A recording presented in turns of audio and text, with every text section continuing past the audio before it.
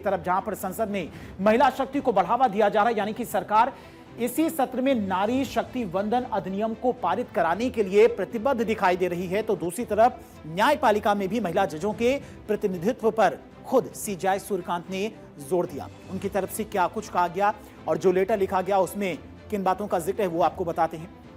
25 high court को CJI की तरफ से एक पत्र लिखा गया है।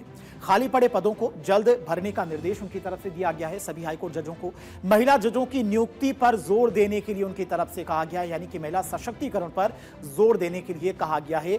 हाईकोर्ट के सभी जजों को यह पत्र सीजेआई की तरफ से लिखा गया है और सूत्रों के मुताबिक पिछले सप्ताह भेजे गए इस पत्र में सीजेआई ने लिखा कि न्यायपालिका में महिलाओं की पर्याप्त भागीदारी सुनिश्चित करना समय की मांग है। उन्होंने हाईकोर्ट के मुख्य न्यायाधीशों से कहा कि कॉलेजियम की सिफारिशें भेजने में बिल्कुल भी देरी न करें। सीजेआई सूर्यकांत पहले भी महिलाओं के कम प्रतिनिधित्व पर चिंता जता चुके हैं। हाल ही में 8 मार्च को एक कार्यक्रम को संबोधित करते हुए उन्होंने न्यायपालिका में बड़े संस्थागत सुधारों की वकालत की थी। उन्होंने कहा था कि हाईकोर्ट कॉलेजियम को बार की योग्य और मेधावी महिला सदस्यों को जज बनाने पर गंभीरता से विचार करना चाहिए। सीजेआई ने हाईकोर्ट कॉलेजियम से उन महिला वकीलों के नामों पर भी विचार करने की अपील की जो संबंधित राज्यों से हैं लेकिन वर्तमान में सुप्रीम कोर्ट में प्रैक्टिस कर रही हैं।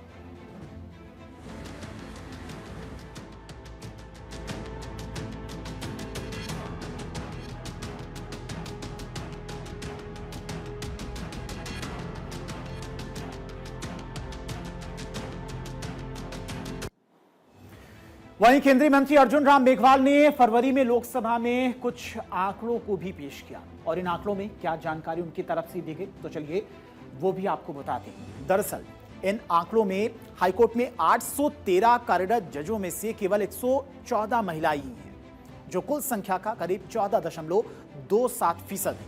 इसके साथ ही सुप्रीम कोर्ट में इस वक्त सिर्फ एक महिला जज ही है। ये आंकड़े उनकी तरफ से पेश किए गए।